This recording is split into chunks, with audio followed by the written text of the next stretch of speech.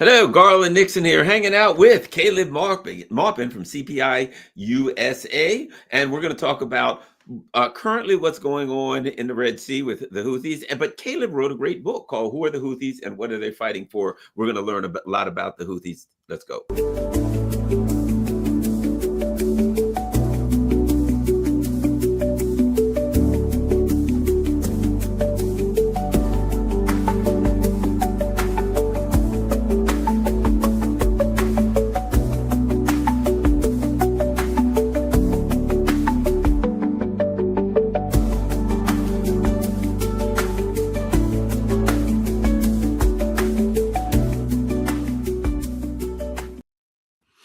Hello, Garland Nixon here, and this is Caleb's book, Who Are the Houthis and What Are They Fighting For? You can find it on Amazon, and I definitely recommend it. And so, you can get it. You can learn a lot about it. It's important to learn about this particular group, and there's a lot going on. But before we really get into the latest, well, I'll give you the latest update. So before, but what Caleb, the latest update that we have is that the certainly, I'm sure you're familiar with by now, President Trump's position was the Houthis capitulated.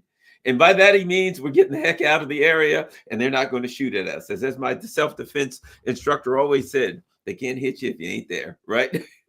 That's the best self-defense, right? And so they're getting out of Dodge. And what's interesting is I've also been digging. President Trump said the Houthis called and said they had enough. Well, according to Ansar Allah's spokesman, it wasn't they that called. It was the U.S. that called and said, we want to talk.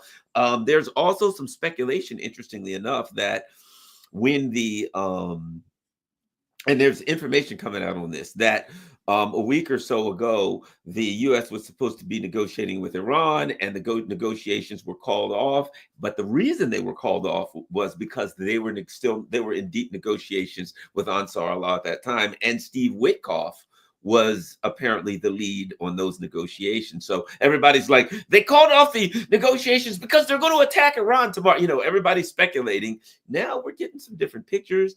It certainly appears to me the latest, of course, another F-18 slipped off the deck of a ship into the sea. And if you remember, this makes three, because there was one a while back and they said that it was shot down with a friendly fire incident.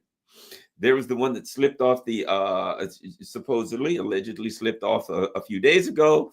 A couple days later, I guess there must be a lot of banana peels on the deck of the aircraft carriers, and apparently they're just slipping over. Of course, the Houthis have a bit of a different story, but at any rate, let's just be glad that the U.S. is not engaged with them anymore. That's good for everyone, and hopefully we can do something about the genocide in Gaza next. Okay, let's start. Caleb, there's an obvious question. Who are the Houthis? What are they fighting for? Well, the organization is referred to, their actual name is Ansar Allah, which means the supporters of God. And this is a religious movement of Shia Muslims that live in the northern mountains of Yemen, right? Yemen used to be divided between North Yemen and South Yemen during the Cold War. It was, and North Yemen was the capitalist part. South Yemen was the Democratic People's Republic of Yemen, the DPRY. They reunified in the 90s after the fall of the Soviet Union. North Yemen is very mountainous, and the people there are much more conservative and tribal and religious. South Yemen, there's an oil port there. It's a little bit more modern and secular, but it's one nation. And in the mountainous northern regions, there was a very prominent religious cleric who was elected to the parliament, and his name was Hussein al-Houthi. And Houthi is a really common last name among people in that region. And it's almost a tribal designation. Hussein al-Houthi was elected to the parliament. He was a member of the Shia religious community that are Zaydis. It's a particular kind of Shia Muslim called Zaydis, which is a very, very kind of obscure form of Shia Islam, right? In Iran, they're 12ers. They recognize 12 imams after the Prophet Muhammad. But in this particular region of Yemen, in northern Yemen, you have a particular brand of Shia Islam called Zaydism, where they recognize 6 imams who come after the Prophet Muhammad. The last imam is Imam Zayd, who is a descendant of Muhammad, who led an uprising of poor people and peasants and the oppressed in Iraq, and was martyred, was shot through the head with an arrow. And they look to him as the last imam, the last representative of God on earth. And they've practiced this religion in this part of Yemen. They've practiced Zayd Shia Islam for over 1,000 years. And these are very tribal folks that live up in the mountains. And their representative in parliament was Hussein al-Houthi. And he had a youth group that he formed that provided summer camps, literacy training programs, and free medical care. And it was called the Young Believers. And they had this medical program. They provided services. But then after 9/11, when Bush started talking about the axis of evil, when Islam was being demonized in American media, Hussein al-Houthi saw the way the wind was blowing, and he said, we've got to start preparing to defend ourselves. And he formed Ansar Allah as an organization of armed self-defense. They strongly believe in the right to bear arms. There's a section in the Quran that they interpret as meaning that every man should have a gun to defend his household. And they strongly believe in their Second Amendment organization, if there ever was one. They believe that, that in ancient times, it was every man's duty to have a sword in his house. And now it is every man's duty to have a firearm to defend his home. And that's why when you see a Houthi rally, they wave their guns around, right? Because they're saying, you won't disarm us. It's kind of like Charlton Heston, from my cold, dead hands. That's kind of what they're saying, right? You will not take our guns away. And he formed this organization. Almost immediately, the Yemeni government started calling them terrorists. And then the president of Yemen at the time, Saleh, flew to Georgia and met with George W. Bush. Then he came back and started launching military operations against them. And there was like a civil war. Hussein al-Houthi was killed by a bombing. They blew up a cafe where he was having dinner with his family, killed him and like 14 other people. Very horrendous. So his brother, Abdul Malik al-Houthi, became the leader. They call him the leader of the revolution. That is his title. And he's still the leader of the Houthi movement. And they took on the name, Houthi was kind of a slur for them. They were Ansar Allah. But then after their leader, Hussein al-Houthi, died, they started to, take that name with pride. But it's really since the Arab Spring that they became a major factor in the country. Because, Yemen was like all the other Arab countries. 2011, people were going out and protesting. But the Houthis already had a military of their own. So when people in Yemen were protesting and that president they had, Saleh, was forced to step down, and there were all these protests going on, the Houthis started providing security for the protests, and their militias would escort the protesters, protect the protesters from the police. So they became very popular during the Arab Spring. And Saleh stepped down, and then they had a fake election in Yemen with only one candidate on the ballot who was handpicked by Saudi Arabia, and his name was Mansour Hadi. Mansour Hadi became the new president, and he was trying to reconcile with the Houthis. He gave the body of Hussein al-Houthi. He returned the body. They'd been keeping the body in a prison, but he returned the body, and they had a burial ceremony, and that was a really big, important moment for the Houthis when they buried the founder of their religion. And the Houthis, they were very popular with the protest movement. And then the leader of Yemen, the puppet picked by Saudi Arabia, Mansour Hadi, he got rid of the fuel subsidies, and he made it really expensive to travel in Yemen, right? Gasoline and transportation was subsidized. If you take a bus or you take around the country, it was subsidized, but he lifted the fuel subsidies. And that caused a huge amount of outrage. People were going on strike in the major cities. They refused to go to work until the fuel subsidies were restored. And that was the tipping point. And in 2015, the Houthis that were against the fuel cuts, and they wanted to maintain fuel subsidies, they're in favor of economic development. Their army marched into the capital, and they formed what they called the Revolutionary Committee. They dissolved the parliament, and they declared the Revolutionary Committee to be the government of Yemen. And that is the government of Yemen today. Now, there are parts of the region that they don't control, parts of the country they don't control at this time, but pretty much, especially since their interventions in the Red Sea, they have been the de facto government of Yemen. And they're in a coalition. Now, they have very specific religious beliefs, that they are Zaydi Shia Muslims. There's plenty of people in the country that are Sunni, plenty of people in the country that are secular. But in their committee, they also have the former communist ruling party of South Yemen, which is called the Yemeni Socialist Party Anti-Aggression. And they also have Arab nationalist parties that are in their coalition. They're the leaders of a coalition, but they have the army. They built their own army, and so they are the government of Yemen. And the reason that at this point they're secure is because before he died, the founder of their movement, Hussein al-Houthi, told them, he made basically a prophecy that a time would come when they would stand with the Palestinians in a way that no other country and no other force would, that Yemen would make its mark on world history by standing with the Palestinians.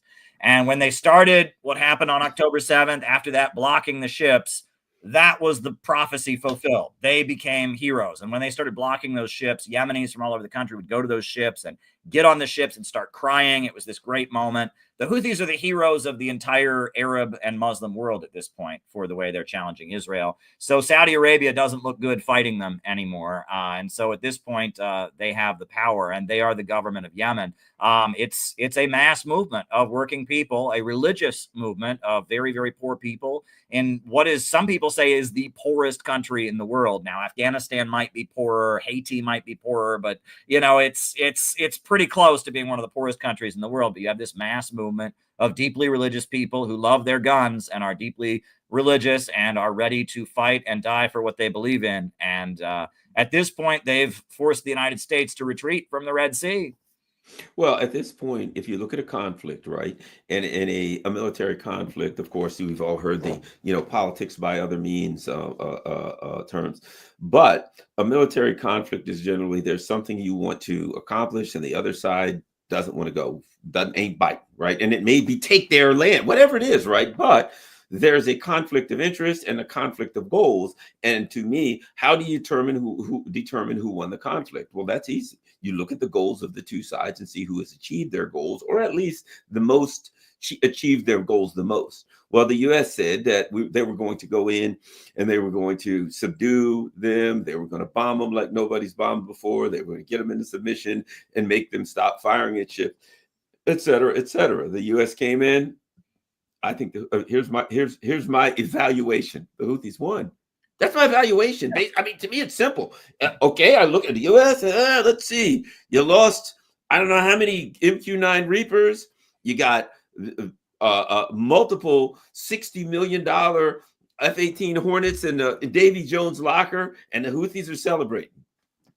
I'm chalking. That's an L. That's the way I see it. It's an L. The Houthis are blocking ships. They've erected a picket line in the Red Sea to oppose Israel to support the Palestinians. It's basically the same thing that the Teamsters or anyone does, right? When you shut down a business, you blocking people from getting in there. It's a picket line, right? That's an old military term. They erected a picket line, and Joe Biden bombed them, tried to break their picket line, didn't work. And then Trump, he decided he was going to break the picket line. They lifted the picket line when Israel stopped bombing Gaza during the 30-day ceasefire. When Israel broke their ceasefire and they continued bombing Gaza, then the Houthis started blocking ships again. They put the picket line back in the Red Sea. They started blocking ships. Donald Trump said he was going to free the Mediterranean. He was going to free up the Red Sea and ships would go through. And what happened? The Houthis fought and they said, we're going to do it. And so now Donald Trump is saying they won because the Houthis have agreed to not touch U.S. ships. Except that wasn't the stated goal. Now, was it? The goal was that they would completely free it up and Israeli ships would be there would be no blockade of Israel. And that's not the case. And in fact, Donald Trump was asked, I don't know if you saw the press conference where he was asked, they said to him, well, what if the Houthis continue to attack Israel? And he said, I'll be fine if that happens. So at this point, the USA, they had an aircraft carrier almost destroyed. They're pulling the aircraft carrier out of the Red Sea. The Houthis have agreed not to attack any U.S. ships. Okay, that's fair. But they're still fighting Israel, and they don't care. They shot a missile that hit Israel's main airport, and Israel then attacked their airport, and they're continuing to fight Israel, and they're continuing to block ships. They're still in control of the Red Sea. They just made a deal with Trump. Okay, we won't attack your ships. We won't attack American ships anymore. That's the agreement. This is a win for the Houthis. Now, I do want to say that part of the reason I'm happy to see the aircraft carrier pull out is because I'm concerned about our fighting men and women. I have no hatred for our fighting men and women in the military. And I think that's what did it for Trump, is that the idea, it's one thing to fight the Houthis, to say that we have the right to maritime whatever. But the idea of men and women from Kansas and Idaho and Texas coming home in body bags, sailors and soldiers coming home in body bags in big numbers, just to make sure that Israel isn't interfered with and that they have the right to keep bombing Gaza. I think Donald Trump was looking at it and he said, that's not the president I want to be. And it was getting to the point where, I mean, they won't admit at this point that Houthis have killed U.S. troops, right? They won't admit that, but it looks that way based on, what you've pointed out. And there were some other deaths, in the Red Sea that were reported on where it's like people went missing or whatever. They don't want to acknowledge this. The Houthis are saying that they have, taken some U.S. lives. They have inflicted some casualties, and they've certainly received them. And plenty of Yemeni civilians have been killed in this process. I mean, Yemen has been quite devastatingly bombed. But at this point, the USA is pulling out of the Red Sea. The U.S. aircraft carrier is retreating, and the Houthis still have control. And they're continuing their efforts against Israel, just not against the United States. The Houthis won this one. And I'm not surprised that Donald Trump is grandstanding the way he does. He's Trump. He has to act this way. He's not going to go, oh, well, we lost this one. He's not going to do that, right? He's going to say, oh, we got him. That's how Trump has to react. And honestly, it's good that he's reacting that way, because that will help him get away with it. Because there are some real nuts in his administration, some super Zionists that would like to see, they wouldn't have any problem with hundreds or thousands of Americans coming home in body bags just to protect Israel. Trump doesn't want to do that. And it looks like Tulsi Gabbard understands that would lead to war with Iran, et cetera, and that there are some people in Trump's administration who have some common sense. They're not where you and I are at, but they have some common sense. Tulsi Gabbard seems to be one of those people, and she's saying to Trump, look, we can have all-out war with Iran, which might then turn into all-out war with Russia and China, or we can just say we won on American TV and save face and pull out. And I think I'm really glad that Trump is doing this. And that's why I maintain, as much as Trump has done things that I don't like, I think we're better off with him in office. Kamala Harris wouldn't be doing this, right? Her husband, who's an AIPAC, Israel lobby activist, would never let her do that. And I think Kamala Harris, we'd be at war in Iran, at the very least, probably a war with Russia right now. So we're better off with Trump. Trump is more independent. He's got to maintain an anti-establishment image. The American people do not want war. Overwhelmingly, according to every poll, the American people don't want war. And Donald Trump is already sinking in the approval ratings. And Donald Trump needs to be able to say, look, I'm against the establishment. I'm for you against the corrupt establishment. So he can't be the war president. So I think that's the situation we're in. I'm glad Donald Trump's in the White House. And I'll say this. The reality is, of course, I don't support either party or candidate or anything else, but I do agree with you in that if we look at a reality, we'd be far worse off, because what you call her husband, Kamala's husband, her spouse, I refer to him as her AIPAC handler. That's what anybody, effectively is her AIPAC handler, I suspect. But whatever the case may be, yeah, I'll put it like this: what would Kamala Harris do? She is just a hollow vessel. She would do what the neocons around her told her to do. And she even made a statement that said, well, and I could show you the article. I covered it on this channel, where she said, well, I'd probably have to keep the same people because, there's no time to go get another group. Tony Blinken, Jake Sullivan, we are in World War III. We're all dead of nuclear, attack by, within hours after she comes in. So the bottom line is, yeah, at least we're surviving and we can, cross our fingers. The other thing I think that's interesting about this is the Israelis have been upset because they were no part of the negotiations, and they didn't even know about it. Haaretz is reporting. Sidelined on Iran and Houthis, Israel needs a Gaza breakthrough to win a Trump visit, right? When they say sidelined, my interpretation of what they're saying is they didn't include us in any of this.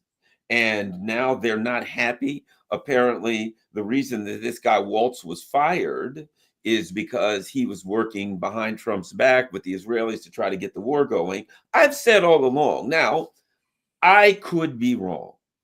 This is all speculation. Pure speculation. I don't think Trump will attack Iran. I don't think he'll give the green light. There's a lot of things about Trump that I'm unhappy with. Certainly, ideologically, I'm not aligned with him, but I don't think Trump wants a big war. Right. I don't think he wants a big war. And his history, as what was it? The football coach, the tuna, always said, "You are what your record says you are." Right? What happened last time? In fact, John Bolton said in his book, it's bizarre. The most bizarre thing that he's ever seen a president do is when Donald Trump called off the attack on Iran. John Bolton, this is bizarre. How dare you call off a war on Iran? We had the war, Caleb. We were that close. And rats, we were foiled again by Donald Trump. So a lot of people are like, oh, we're going to. I don't think he does it. I don't think Trump wants a big war. He'll do a lot of little stupid things, but I don't think he wants a big war. Yeah, he's too selfish to be that guy, and good. I mean, we're always being told that's the criticism in media is Donald Trump is just so selfish. He only cares about himself. He's not a team player for empire. We've got, the Council on Foreign Relations, and we've got the American Enterprise Institute and the Project for a New American Century. But Donald Trump, he just wants to do what's in his own interest as a politician. Well, in our system, what makes you effective as a politician, in theory, is supposed to be if people like you. And Donald Trump wants to be liked, and he doesn't want to be remembered as the guy who started World War III, as the guy who got us into a war. And so even though all the people that are, selected by the institutions to rule over us and make decisions for us, who just happen to be making decisions that make our country poorer and poorer and poorer and get us into more and more wars around the world, they may want Trump to do certain things, and it looks like his instinct is to not do them if it's going to have a negative effect on how he's remembered politically. So good. We need to remember that, it's not our job. And this is what I tell people. It is not our job to help protect imperialism from Donald Trump, right? If Donald Trump is going to weaken this globalist system that has left American working families behind, if Donald Trump is going to weaken the war machine where all our tax money goes while our country falls apart, that's good. That's great. And, just because he does it in a politically incorrect way or says other things, doesn't mean that we should be helping the establishment protect itself from Trump. And there's plenty to disagree with about Trump. I mean, the whole Mahmoud Khalil situation, no one should be deported for their political views. That's obviously something we can disagree with. There's a lot of things I don't agree with Trump, the El Salvador thing. But on this front, I'm glad that he was in the White House, and I'm glad he pulled us out of World War III. And I'm glad that part about how Israel was left out of the decision, that is just classic, right? I mean, he just, hey, it's not my problem. Yeah, I mean, it's like, this is American lives that are on the line. This is the American military. And why does he have to call Israel and ask their permission to pull them out, right? He's saying, look, I'm the president. This is America. It's our military personnel whose lives are in danger. I'm not going to call you up and ask your permission. I think that's utterly amazing. And there's a streak of independence there that I really like. And I really urge people to try and see good things. Those of us who are in this alternative media world, we get into this place where we never want to ever take a win. We want to see every good thing that happens is just another big conspiracy from the establishment. And, let's take a win. Let's look here and say, look, the Houthis, the anti-imperialist forces, they demonstrated enough strength, and they resisted, and they held their ground. They endured a lot of losses, and they're suffering right now with their airport destroyed and all of that. But they forced the United States to pull out of the Red Sea, and I think that's a victory. And the fact that that is happening shows that the world is changing. This is almost like in Vietnam in a weird way. This is like Vietnam 1975 with the helicopter, in Saigon at the U.S. Embassy. I mean, the Houthis said, look, the Red Sea is our territory, and we're not going to stop blocking ships. We're going to continue our picket line in support of the Palestinians against Israel. And there we go. And here's something else interesting, and I think it's important. This is important, actually, and people don't talk about this much with Trump. And this is not like, yay, this is Trump. God knows Caleb and I would go in a far different ideological difference than Trump. But we got to play the hand we're dealt. There is at least some element of anti-war sentiment in the MAGA base. There's some element. If the Democrat was in, they'd be screaming, how come you haven't attacked Moscow yet, right? Marjorie Taylor Greene, for all of the madness that she says, let me read a tweet from her.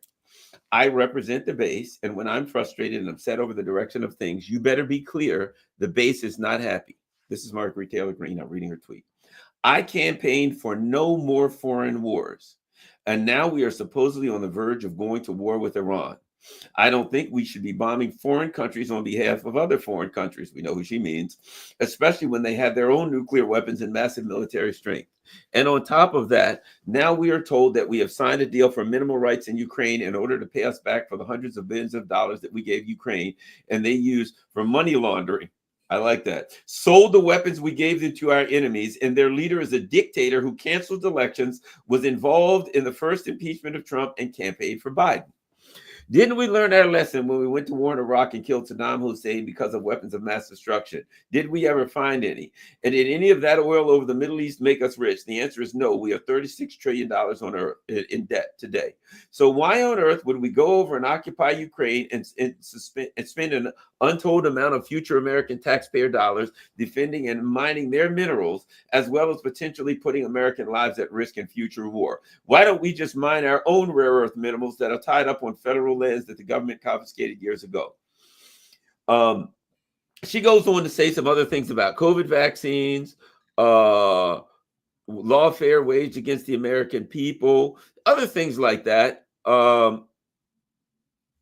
But bottom line is this: there is an element of accountability in MAGA that will say to Trump, hey, I don't want any wars. What's going on? And he has to think about that. That's a reality. No, I mean, at this point, I've pointed this out, what the Republicans were during the Bush administration, the Democrats are now, right? During I called it the late Cold War normal. It started really with Reagan up until Bush.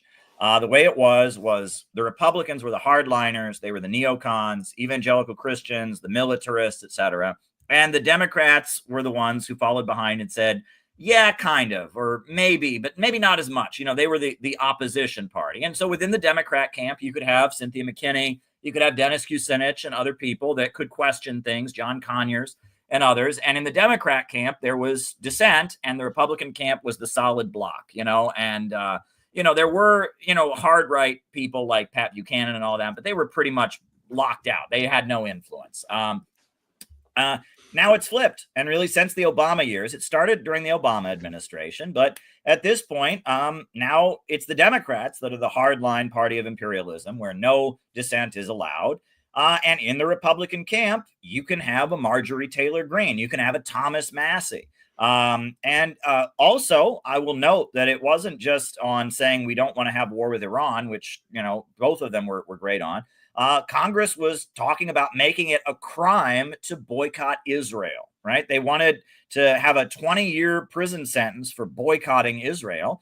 And Marjorie Taylor Greene, who is pro-Israel, she came out and she said, no, this is stupid. You can boycott or buy products from whoever you want. Right? This is America. We're not going to do it. Thomas Massey, who is a critic of Israel and doesn't believe we should support Israel, said this is absolutely crazy. And it was Republicans who killed that bill that would have made it a crime to boycott a foreign country. Now, I don't get this, right? Boycotting means you don't do business with somebody. So basically, that law would have made it required that we would have had to do business with Israel. Like, are they going to search your home? And if you don't have at least 3 Israeli products, they're going to drag you to jail. I mean, it's an absurd piece of legislation that no one would even consider if Israel wasn't just such a sacred cow that, you just give Israel everything they want. Don't criticize anything related to Israel.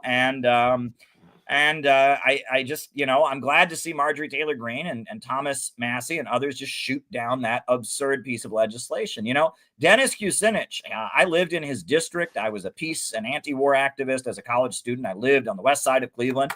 Dennis Kucinich, he was a Democrat. He was anti-war. The guy who ran his office, the guy who was the manager of his office was a guy named Rick Nagin, who was a Communist Party member. What was funny was that Dennis Kucinich was more pro-Palestine than Rick Nagin was, right? Rick Nagin was kind of a bit of a Zionist, and he wouldn't let the Arab American group meet at the office. And so, Dennis Kucinich would go and meet with the Palestinians, the Arab Americans somewhere else, right? Because he was more pro-Palestine than the communist who ran his office was.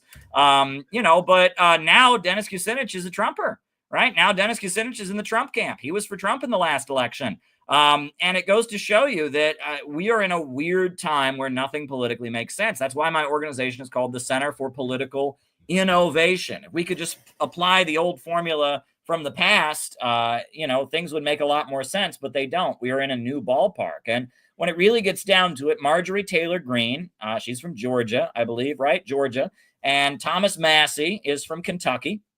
And that there are a lot of business owners in Kentucky and in Georgia and in other red states who have been left behind as our highways are crumbling, as our infrastructure is falling apart. And these business owners in these red states, they're not in New York City, they're not in San Francisco, they're not in Los Angeles, they're not as tied in with this global financial system that is what is being defended in all these wars. And so the business owners who donate to Marjorie Taylor Greene and donate to Thomas Massey, who have hotels or restaurants or other businesses, or maybe they're involved in mining locally, that's big in Kentucky, domestic mining, coal mining, etc., or whatnot, or fracking, hydraulic fracking. They're saying, hey, let's focus on rebuilding America's economy. We don't really have as much to gain in defending this global international system. There's a division within our ruling class, is really what it gets down to. There's a division of interest, and domestic capitalists have a lot less interest in maintaining the global imperialist system with wars.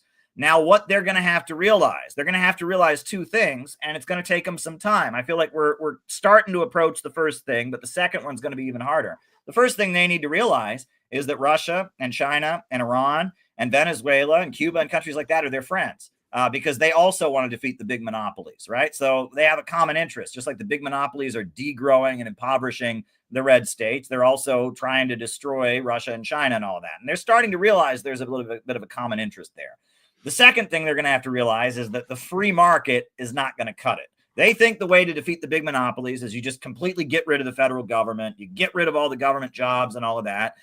And they see the government as working for the big monopolies and regulating them and weakening them and taxing them, et cetera. What they're going to need to realize is it's not a matter of simply getting the government out of the way. What we need in America is a government that punches up. Right now, we have a government that punches down. And these small business owners and others, they're getting punched down by it. They want to get rid of the government.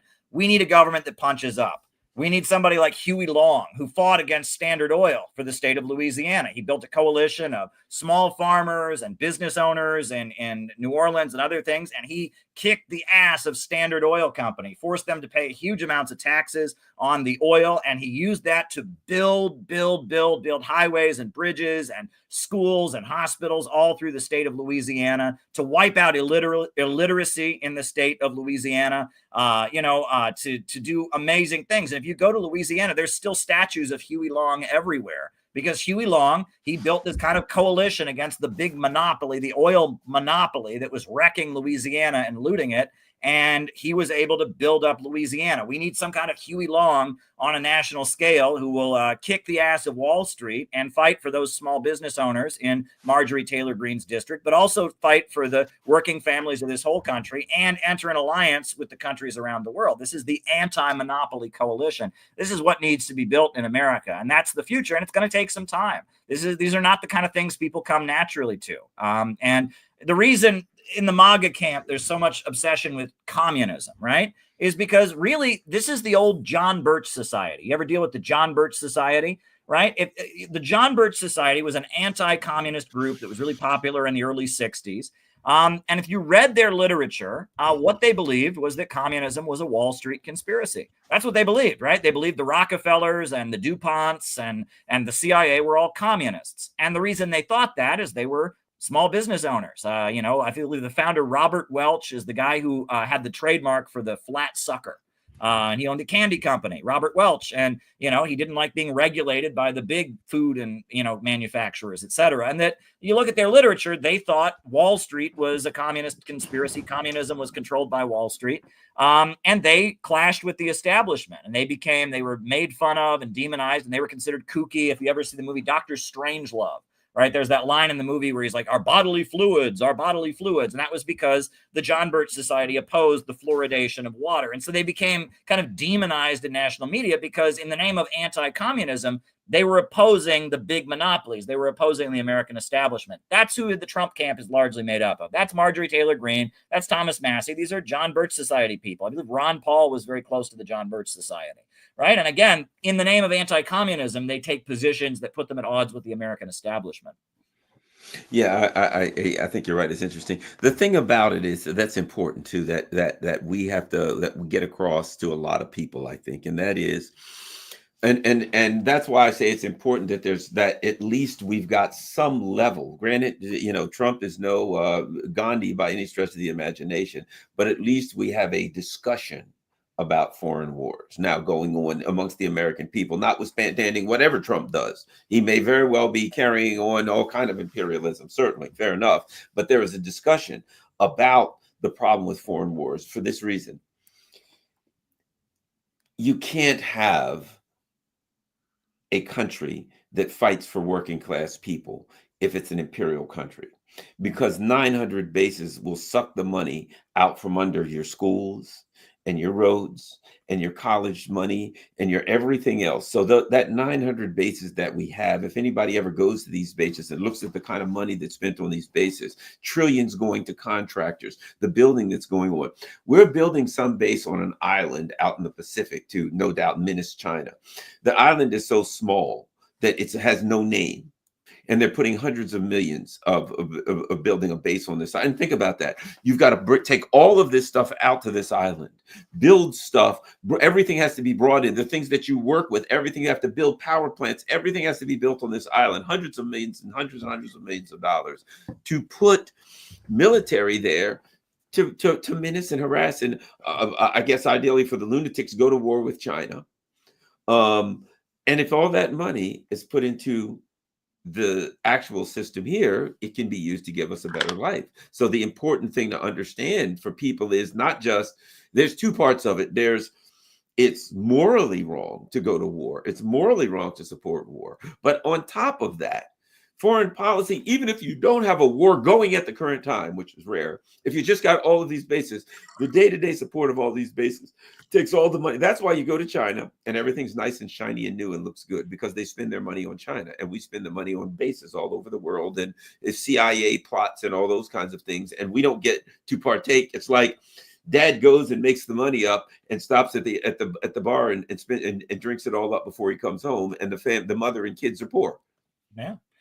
No, I keep coming back to Rosa Luxemburg. When World War I broke out, Rosa Luxemburg was in Germany. She was an anti-war activist, a socialist in Germany, and the major socialist party, the Social Democrat Party of Germany, which I think is back in power, or in Germany, they're just one of the major parties. They sold out. They supported the war, and Rosa Luxemburg, she opposed it, and she ended up going to prison for opposing World War I. But she wrote a very powerful pamphlet. They call it the Junius pamphlet that she wrote about World War I. And she said that World War I was basically a regression into barbarism. That was the first war where you had airplane bombers, you had widespread use of poison gas, widespread use of machine guns. And she said this war is a regression into barbarism. And she said this is the beginning of a process. And she said first it'll happen sporadically, she said, for the duration of a modern war, like World War I, like World War II or whatever. She said, but it's going to get to the point that this imperialist system is going to have constant war in order to survive. It's going to get to the point that they're going to have to, they won't be able to turn it off. It'll be so dependent on war to keep going. It'll become a constant reality. And that will be the tipping point when we will descend the way of the Roman Empire. And she predicted the collective West would fall like the Roman Empire, with depopulation, degeneration, and Europe would eventually become what she called a great cemetery. Those are very eerie words, but she was basically saying that the Roman Empire, they got so stretched out, they were all over the world, that Rome was so dedicated to maintaining this global empire that internally they lost control. And towards the end, the Roman Empire, they couldn't even get their own army together. And when they were fighting uprisings from the Germans, who they called barbarians, they couldn't even get their own Roman army to go fight them. So they had to go hire other Germans to go fight them. And it got to the point that they just kind of collapsed from within. But that was not good. And that's the point that is made, right? We all want to talk about how bad imperialism is. Imperialism is awful. But the fall of the Roman Empire didn't improve things. The life expectancy of the average person in Europe went down by like a decade. The average height went down. It led to instability. And it took actually 1,000 years for Europe to get back to the population level it had at the time of the Roman Empire. And, it was around the time that our country was being founded, 1776, that Europe was finally at the population level it had been at the height of the Roman Empire. And the most popular book among the founding fathers at the time was Edward Gibbon's big, long 8-part series, The Rise and Fall of the Roman Empire. And all the founding fathers were reading that book, and if you look at Washington, D.C. and the streets and the big columns on the buildings, they were all processing like, oh, we're going to do this again. We're going to build a European country again. We're going to try Rome and democracy and republic. We're going to try it again, and we're going to get it right this time. And that was a really big, factor in the formation of our country. But when it really gets down to it, right, Rome collapsed because it couldn't maintain this global empire, and the city-state that they had set up that was basically going around the world extracting slaves and extracting tribute at the point of a spear, and it just was not sustainable. And it collapsed from within, and that is the fate facing Western civilization in our time.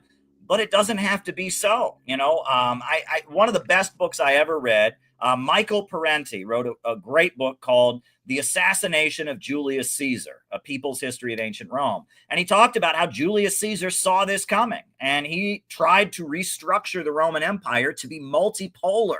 He wanted to give voting rights to people in Athens and people in North Africa and people in Gaul and in France and other places, because he realized that if he made the Roman civilization multipolar, if it wasn't just centered around one city, and he could create trading hubs throughout the empire, then it would be sustainable. And Julius Caesar had this vision that was like the 44 BC version of the Belt and Road Initiative, where he was going to try to use Rome's resources to build a multipolar global economy. And he was going to empower working people, wage workers, proletarians to do it. And that's why the Roman elite killed him. And that's what ended the Roman Republic. After Julius Caesar was killed, they couldn't have an elected government in Rome. It was too dangerous. You might get a populare or a populist leader like Julius Caesar. And that book from Michael Parenti, I really learned a lot about. But, Julius Caesar, he was a Bonapartist. He was somebody who realized the empire wasn't sustainable, and we've got to change it. We've got to change it to be sustainable. And the rich and powerful that were getting rich off of the situation that was unsustainable just weren't willing to hear it. So they stabbed him to death, and Rome descended into eventually falling and collapsing. There's a lot about all of this. It's funny, we're talking about the Houthis, and now I'm talking about the Roman Empire and all of that. But, this is the same kind of thing that's been going on for years. In Russia now, there's a lot of talk of geopolitics and how land masses and geography relates to how civilizations are built. And Alexander Dugin and a lot of people in China, too, are talking about the civilizations of the land versus the civilizations of the sea. And that the Roman Empire was an empire of the sea. It was the Mediterranean Empire, or the Mediterranean Ocean, that really made it. They were on the Italian peninsula, and it was centered around one city, and it was about controlling trade routes. But if you look at the empires of Peter the Great, or the empire of Ivan the Terrible, or the empire of the various dynasties in China, they were empires of the land. And empires of the land have a different relationship. Even though they're oppressive, even though they commit atrocities, they're building roads to connect regions. And there's a lot of tribes and religious groups, and they have to, find a way that there's some mutual benefit. They don't develop in the same way. And that the Roman Empire, the British Empire, and now the global imperialist system that we live under, which I see as just kind of a continuation of the British Empire. The British Empire kind of expanded a headquarters in New York City. That system is a continuation of this model of Atlanticism, or empire of the sea, and it's not sustainable. Whereas Russia and China have kind of built themselves up. Obviously communism was a big factor in those two countries rising and industrializing, but they see it as a much bigger thing than that. And they see themselves as empires of the land, civilizations of the land that have a different orientation. And that's why China can do win-win cooperation with the Belt and Road. That's why Russia can do the Eurasian Economic Union and have the partnerships with African countries that they have. And this is all very, very important. This is big picture macro thinking, and it's really brilliant thinking. I mean, the fact that I don't speak Russian or Chinese means I'm left out of a lot of the important thinking about world history and understanding macro civilization that's going on, because there is some really astute thinking going on the other side of the world. One of the things I'd like to get your comment on is right now, something that we're talking about. Okay.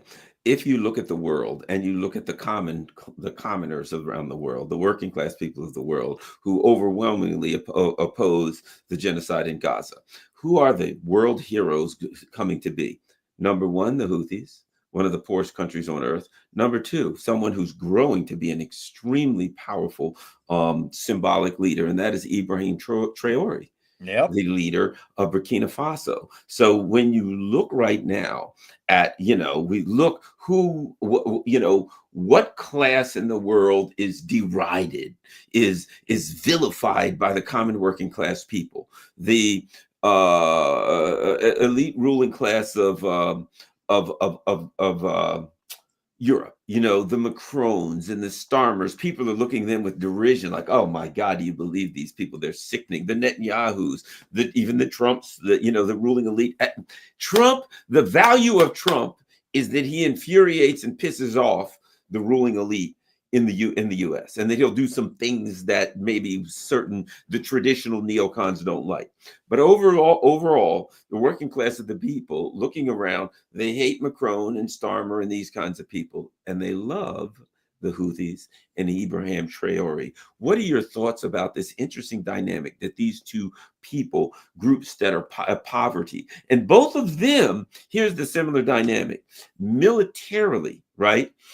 The Houthis are standing up against the people who say we're the most powerful empire, the richest empire, the most powerful military that ever lived. That's by our, rhetoric, right? And the U.S. and the Houthis are like, darn you, we'll fight you, we'll fight you. Ibrahim Traore in Africa, a place that has been devastated by colonialism, rhetorically, spiritually, and politically, is standing up to the colonialism broadly, saying, to hell with you, colonialism. We're going to do what we want in our country, and Africa is for Africans, and we're going to move forward. What do you think about this dynamic where these two poor countries, with these two leaders of poor countries who are rhetorically, militarily, philosophically, spiritually standing up to the most powerful people in the world, how they've come to be viewed as heroes around the world? What does that tell you? What do you think about all of that, Caitlin? Well, there's a 4-letter word that I often come back to, and it's grit, Grit, grit, right? And that if you're able to just buckle down and endure and push through, you can accomplish a lot in life. And that is a determiner for success in a way that intelligence is not, in a way that mental health, physical fitness is not. That if you have grit, if you can just keep going in the face of opposition, you can accomplish a lot. And that's the Houthis. I mean, they have grit. I mean, if there's ever a group of people that have grit, they have grit. And I must say the North Koreans too, if you look what they've been through. And that, that it seems like the people that are the real winners and heroes on the stage are cultures, nations that have endured and faced a huge amount of opposition, and they have this ability to just keep going. The Houthis, they're not going to back down. They're not going to surrender. And they have been practicing their religion that way for at least 1,000 years in the mountains. And those tribal communities, they know each other. There's deep bonds between people, and they're ready to fight. And you'll notice every so often they talk like they're going to have a ground invasion of Yemen. Like, no, they're not. They're not having a ground invasion of Yemen. That would be I mean, let's think back to the American Revolution. The British Army marching in their red uniforms, and the Americans hiding up in the mountains with they know every nook and cranny of that country, and they've all got guns, and it's like they're almost asking, please invade us so we can just destroy you. We can turn this place into a graveyard of foreign occupiers. They are ready to fight that. And I really don't think anybody is stupid enough to try a ground invasion of Yemen. It's not going to happen, right? They withstood Saudi Arabia. They withstood, their internal conflicts. And if there was some kind of foreign Western invasion of Yemen, they would deflect it very effectively. And I mean, nobody, on that terrain with people that have been living there for so long, I mean, we saw what happened in Vietnam, etc.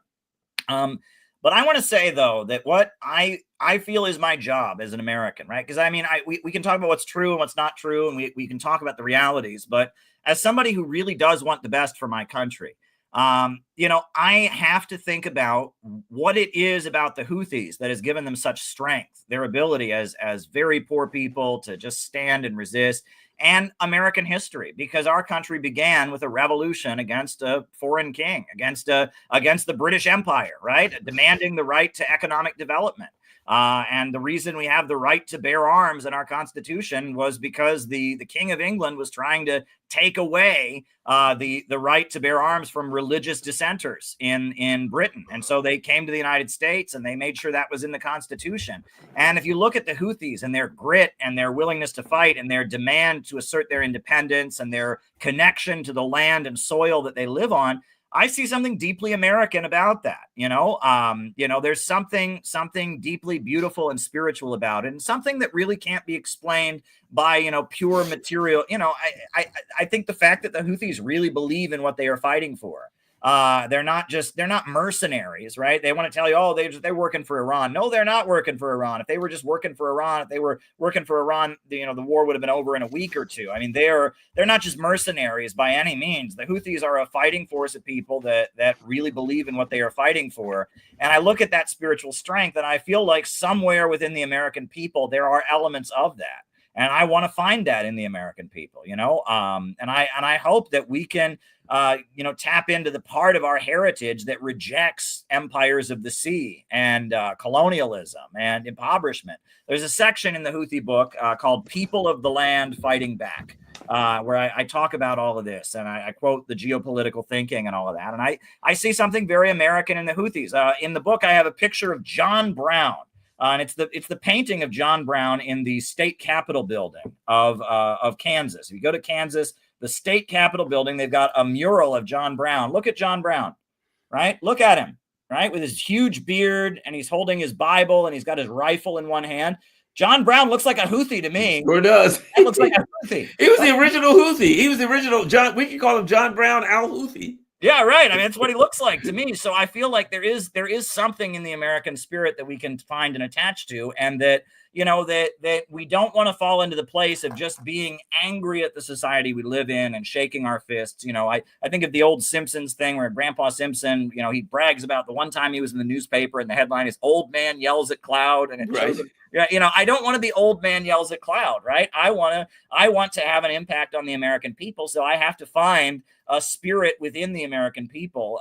And coming up, we got May 9th. We stood against the Nazis with the Russian people, with the Chinese people. There was a Hollywood movie about Mao that they made during that Gung Ho. You ever heard Gung Ho, right? Yeah. Go watch the movie Gung Ho. It's about an American Marine Corps general who goes and studies with the 8th Route Army of Mao, and he comes back and he teaches the Marines the fighting tactics of the Red Army. And I mean, that's what it was about. And the 8th Route Army, the Communist Army, was considered heroes. And Red Star over China was a best-selling book. And Edgar Snow, the guy from Missouri, who was the first and last person to interview Mao, he was an advisor to Roosevelt. He was Roosevelt's top China advisor, and he was going to the White House all through the war, advising how we could work with China to defeat Japan. So there is a side of the American people that we need to find and we need to tap into if we're going to build a movement here to save our country, because imperialism will be the end of America. If we continue on the road that we're on, it doesn't end well. Imperialism is bad and the system that we live in is bad, but societal collapse is worse. As bad as things are in America right now, I like the fact that when I turn on the light switch, the lights come on. I like the fact that when I go in the bathroom and I turn on the faucet, water comes on. And if you're in a society that's collapsing, that doesn't happen. You know what I'm saying? And I would like us not to collapse. I would like us to transition toward joining a multipolar world. And that way we don't have to collapse. We don't have to have World War III. We can just join a world where the economy is based on win-win cooperation and living standards can go up. Let's do it the easy way, not the hard way, right? Let's not have World War III. Let's not have civilizational collapse. Let's join the multipolar world. Other people exist. This is something I tell people a lot, is that you're never going to get a world where you're the only person, right? Other people exist, and you're going to have to learn to work with other people. If you work in an office and there's somebody you don't get along with and, they're not going to get fired or anything like that, well, you can get mad at them all you want, but at the end of the day, you're going to have to learn to work with them. You're going to have to find something. You're going to have to work around whatever their rough edges are. You're going to have to find something you can agree on, find out what they do well. And, we've all been in that situation, and that's what the USA needs to do with Russia and China. Russia and China are not going away. Iran is not going away. The Houthis are not going away. So let's find a way to exist alongside them and work together on things we agree on, and maybe not butt heads over the things we don't agree on. And as I said about Ibrahim Traore, Africa is rising. Africa is standing. And I think, he recently said, declared that all school will be free from kindergarten through college. He's building roads. He's picked up the mantle of, the Taman Sankaras and the Kwame Nkrumahs and the what was the other guy's name in the Congo that they Patrice killed? Lumumba. Patrice Lumumba. Of these African leaders that were proud and that with the pushback against the empire, and okay, there during that time the empire was able to take them out, and they're trying to take them out. I understand there are a lot of Russian troops there now that are helping to defend him. So let's hope the best for the Sahel and support them in the Sahel region of Africa and the Africans. And, they're proud, and hopefully they can stand up and improve. The Houthis, I believe that when this is all over with, you will see investment in Yemen. You will see alliance with Yemen. You will see tourism coming to Yemen. You will see the respect of Yemen. I believe when and if however soon this conflict in Gaza ends and there's some peace hopefully brought to the Middle East, Yemen will be another country that'll be able to rise, because I understand it's beautiful in the Red Sea there. They've got this island that right off the coast that's like they've got this island. People look it up. Apparently this island has plants that are not found anywhere else on earth but this one island. Incredible fauna. So, I think, the future is bright for the people of Yemen. And once again, everybody, don't forget, here's a book you can get, and it's called Yemen. It's called Who Are the Houthis? What Are They Fighting For? It's by Caleb T. Maupin. You can find it on Amazon. And make sure it's available. So just get it. If you look at this, look at that. If I were to order it, I'd get it by Friday, May 9th. How about that? The perfect day for it to arrive on. It's just about we're going to have Victory Day on May 9th. So there you go. Order it today. And on Victory Day, you'll have victory. You can read about victory for the Houthis. That's perfect. Thanks a lot, Caleb. Let everybody know your website, where they can find it, all your good stuff. Yeah, Center for Political Innovation, cpiusa.org. We're having our convention in Chicago this summer, and so be there, and it's going to be good. And that'll be on July 12th. So it's really, really great. Always an honor and pleasure to be with you, Garland, and thank you for the invitation.